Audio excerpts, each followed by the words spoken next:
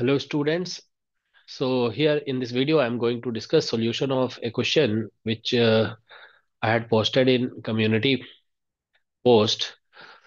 See, the question is there are two balls which have same size and same mass and they are dropped from height h and 2h on a floor. So collision with the floor is inelastic with coefficient of restitution this much, and collision between the balls is elastic. So after collision between the balls, question says what is the maximum height above the horizontal floor attained by the ball B after its first collision with ball A. Okay, so question is something like this. Let's see. Suppose there is a floor. Yeah, there is a floor, and there is a ball here. Suppose there is a ball B. Okay, this is ball B, and there is similar identical ball. There is ball A. Okay, so we are assuming their size is negligible. Okay, in comparison to the height above the floor. So this size is negligible. Okay, so this height is given to be h, and this height is also given to be h. So basically, ball B is this is ball B and this is ball A. So ball B is at a height 2h from the floor. Okay, so they are dropped simultaneously. Let's say they are dropped at equal to zero. Their velocity is zero at this moment. Okay, so question is, so what will happen? Ball A will come and hit the floor. It will go back. Okay, it will bounce back, and ball B will be coming downward. Okay, so the two will collide, and then again ball A will come down, and ball B will go up. Okay, so what is the maximum height attained by the ball B after its collision with ball A? That's the question here. Okay, तो चलिए solve करते हैं इस question को. ठीक है, this is the basic question related to collision and motion under gravity. इसमें coefficient of restitution वगैरह इन्वॉल्व है. कॉफिशिएंट ऑफ रेस्टिट्यूशन के क्वेश्चंस आप देखिए डिफरेंट एग्जाम्स में पूछे जाते हैं. ठीक है, नेट के एग्जाम में आप देखिए कई बार क्वेश्चन आया है कॉफिशिएंट ऑफ रेस्टिट्यूशन से रिलेटेड. ओके, आईआईटी जैम के एग्जाम में क्वेश्चन पूछा गया है कॉफिशिएंट ऑफ रेस्टिट्यूशन से. And in TFR repeatedly question have been asked on coefficient of restitution. Okay, so let's see. तो देखिए हम लोग डिफरेंट स्टेजेस शो करते हैं. ठीक है ना, solution. See what will happen at some instant of time, this ball A will be here. ठीक है ना, तो उस टाइम उस मोमेंट पे अगर आप देखें तो बॉल बी जो होगा वो यहाँ से एच हाइट पे होगा ऐसे. Okay, ball B. तो ये मान लेते हैं कि एकदम बिल्कुल ये कोलाइड करने जा रहा है. It is going to collide.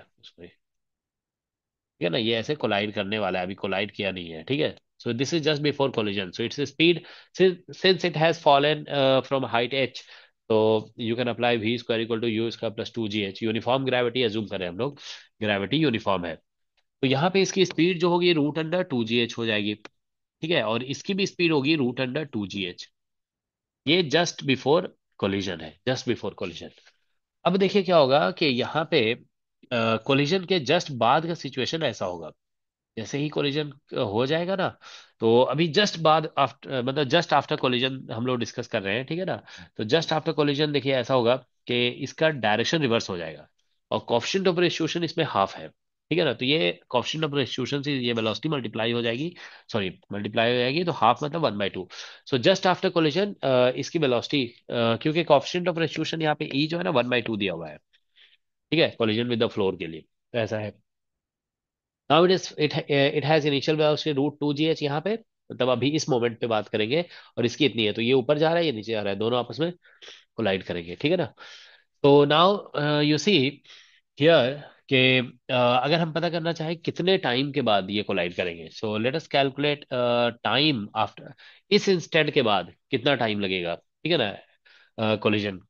तो मान लो इस इंस्टेंट को समथिंग हम बोल देते हैं T equal to T naught. Then after T naught what is the time duration for them to collide. Okay, time basically elapsed after which they will collide. Okay, तो अगर हम यहाँ पे टाइम आफ्टर, ठीक है, इसको मान लो हम सम मोमेंट बोल देते हैं टी इक्वल टू, सपोज करो this is T equal to T one है. ठीक है, this is T equal to T two है.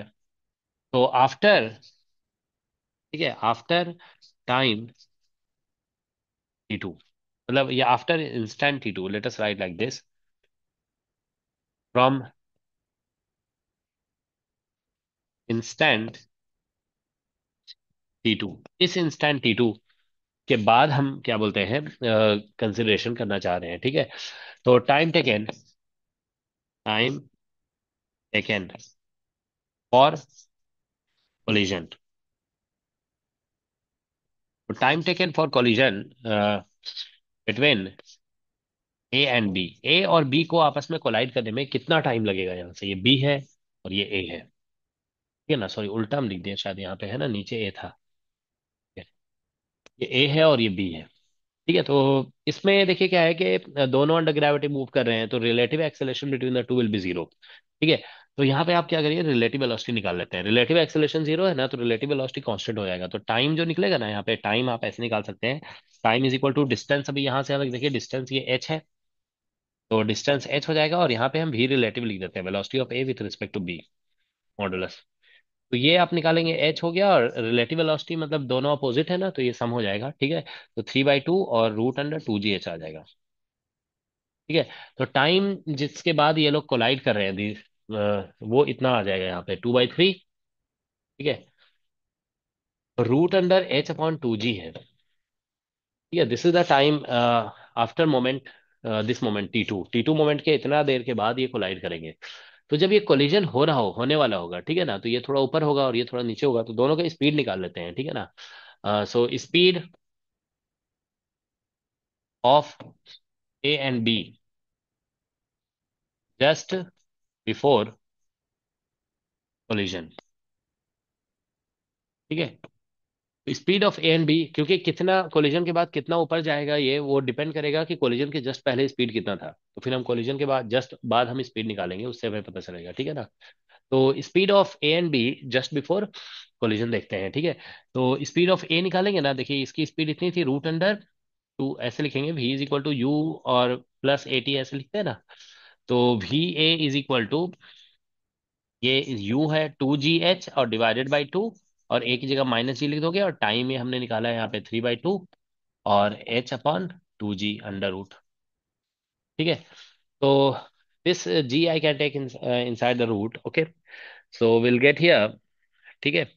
यहाँ से जी हम इनसाइड ले लेंगे, तो कितना आ जाएगा।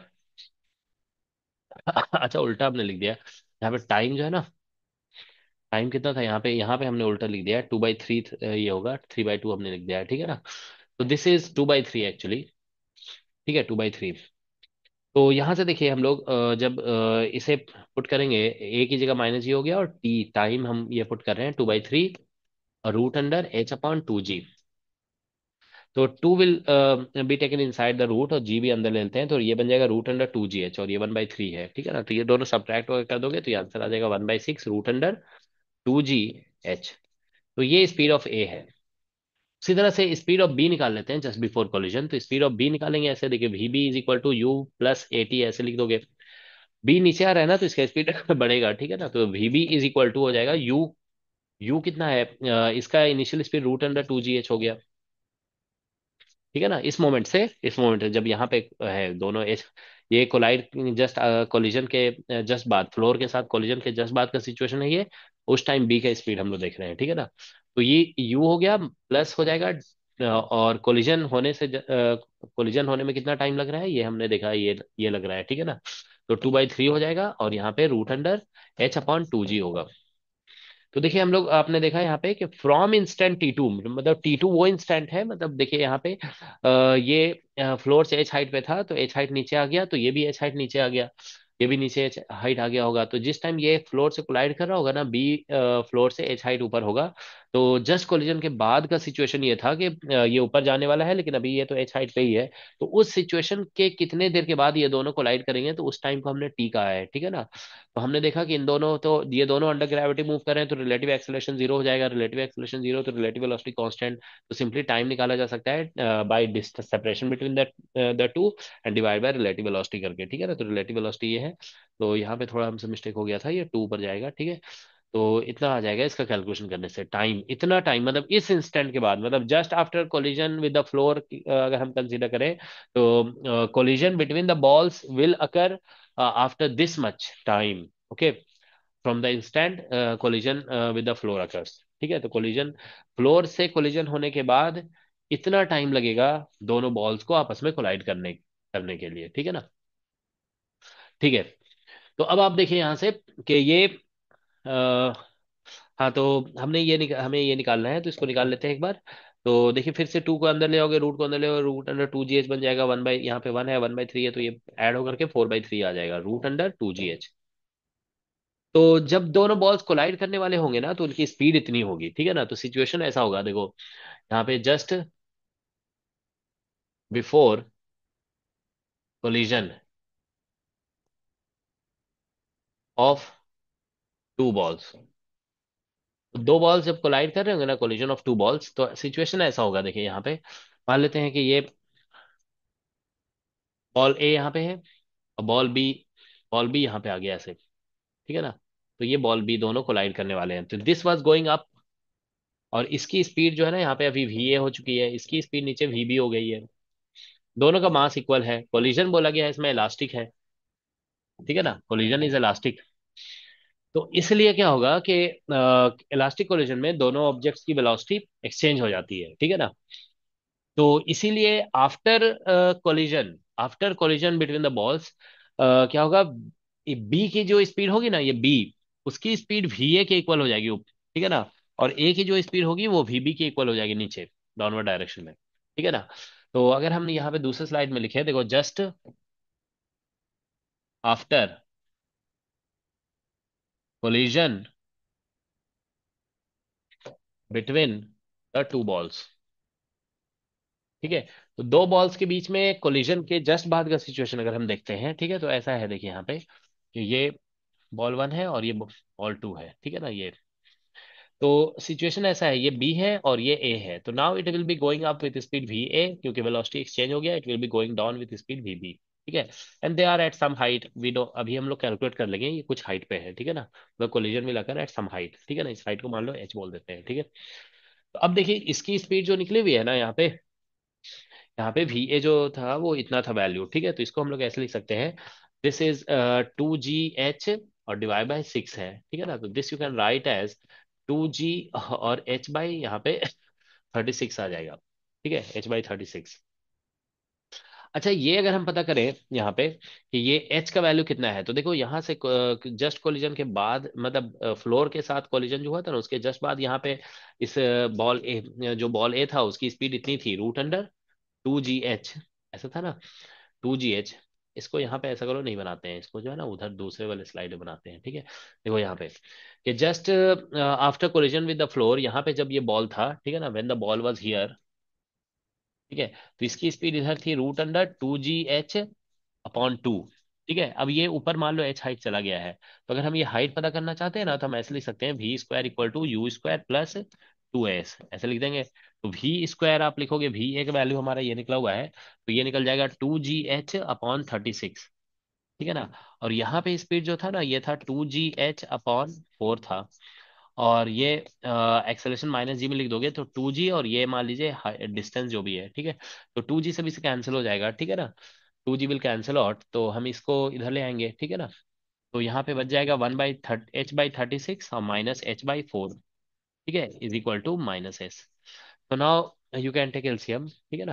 तो यहाँ पे आ जाएगा 9/36 हो जाएगा, ठीक है ना। You will get 1 - 9 here, so you will get here basically 8/36, okay. तो बेसिकली 2/9 आ रहा है यहाँ पे, है ना। वी विल गेट 2/9, एक बार चेक कर लोगे सभी लोग, ठीक है। तो s is equal to, I think we are getting 2h/9,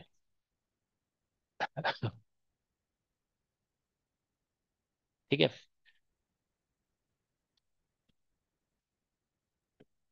that's what we should get actually, ठीक है।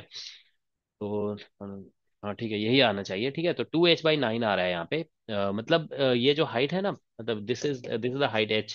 तो जिस हाइट पे कोलिजन होगी that is 2h/9, okay, 2h/9 आ रहा है, ठीक है। Okay, so we are getting here तो हमें हाइट पता चल चुका है कि कितने हाइट पे ये कोलिजन हो रहा है, ठीक है ना, दैट वी नो। अब ये देखिए ऊपर जा रहा है ये कितने स्पीड से, √2gh। तो हम इसमें बस अप्लाई कर देंगे v² = u² + 2s, और फाइनल स्पीड को 0 कर देंगे। तो ये आप पता कर सकते हो कि ये ऊपर जाएगा, ठीक है ना, v² = u² + 2s लगाकर आप देख सकते हो कि ये h/36 ऊपर जाकर के स्टॉप होगा यहाँ पे। इट विल स्टॉप बिकॉज यहाँ पे h/36 आ रहा है, ठीक है ना। तो ठीक है, तो मतलब हम ये कह सकते हैं फ्लोर से अब इसकी मैक्सिमम हाइट कितनी हो रही है। तो ये आप देखिए एच हमने निकाला है यहाँ पे 2h/9। ओके, तो मैक्सिमम हाइट अगर हम लोग कैलकुलेट करते हैं, मैक्सिमम हाइट अटेन्ड बाय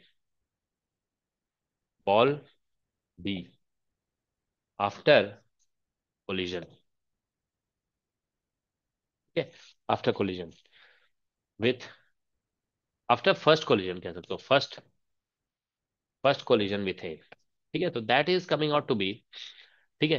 तो वो हमारा निकल जा रहा है यहाँ पे, देखिए ये 2h/9 था, और plus this is h/36। Okay, तो दिस इज 36, ऐसे में हो जाएगा। और here you get it is coming out to be 8 आ जाएगा यहाँ पे, +1 9, तो 9 h/36, so we are getting here h/4, that's the answer. So this is the answer that we are getting. Maximum height attained above the floor is h/4. Okay.